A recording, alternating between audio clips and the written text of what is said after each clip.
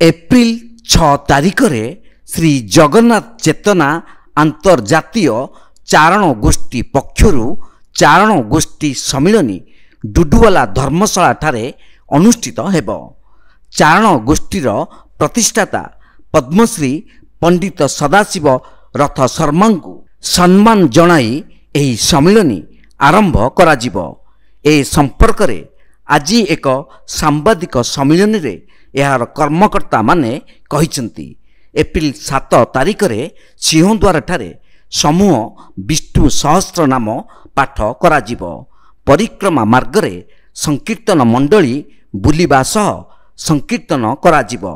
8 तारिख सकाळे समूह स्वाध्याय और श्रीमंदिर परिक्रमा पर श्री विष्णु सहस्र नाम पाठ कराजिबो।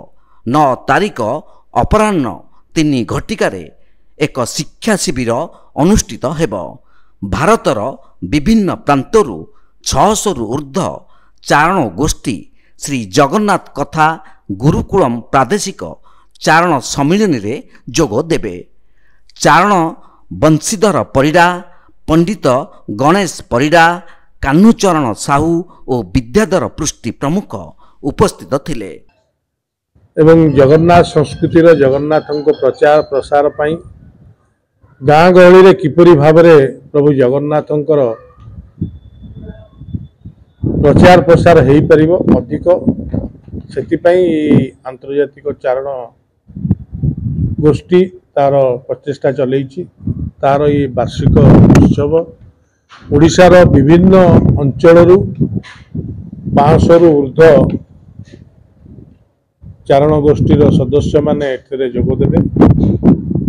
सी एठी हमर दुधवाला धर्मशाला ठारे रहिबा खाइबा एवं जगन्नाथ दर्शन करिबा दैनिक कीर्तन परिक्रमा करिबा ये कार्यक्रम व्यवस्था करा जायछि।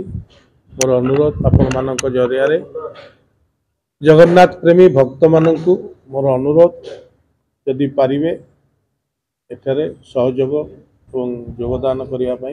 ये जो कार्यक्रम आमर 6, 7, 8 एप्रिल मास पवित्र बड़दाण्डे श्रीमंदिर निकटस्थ डुडुवाला धर्मशाला आयोजित होगा जाऊँगी। ए कार्यक्रम स्वतंत्रता रहा 18 वर्ष रु 50 वर्षर ग्रामांचल रोथुवा शिक्षित एवं चाकरी खोजुवा चाकरी पाइथिबा युवपीढ़ी मानकु जगन्नाथ कथा शिक्षा दवापाई निःशुल्क आम श्रीक्षेत्र बहु बड़ गुणी ज्ञानी पंडित मानकु निमंत्रण करा जायछि। से माने प्रशिक्षण देबे एवं स्कूल पिला मानकु एवं जो माने जीवन रे केबे जगन्नाथ दर्शन करि नाथि सेमानक भितरु 300 माँ और बाबा मानकु जेमिति कि मयूरभंजर केउ एक जंगल रु एवं केन्दुझर रो एक जंगल अंचल रु जेबे जो माने केबे भी जगन्नाथ देखि नाथि सेमानकु हम गोटे स्वतंत्र भाव में व्यवस्था करा जायछि। से माने जगन्नाथंकर दर्शन करिवे। सकाळु स्वाध्याय 5टा बेलू हम बड़दाण्डे एवं परिक्रमा महाप्रभुंकर श्रीमंदिर परिक्रमा प्रकल्प से माने देखिबे महाप्रभु को दर्शन करिवे। जगन्नाथंकर संस्कृति विशेषकर दर्शन जहाँ सूक्ष्म भाव सारा विश्व रे एकमात्र संस्कृति जहाँ जगत को शांति और सुस्थता भरीदब से हूँ जगन्नाथ संस्कृति। एटा आम पिला मानकु शिखेबा आम युवपीढ़ी को शिखेबा। कैमरा पर्सन रवि जेना सुधांशु करंक रिपोर्ट तीर्थक्षेत्र लाइव।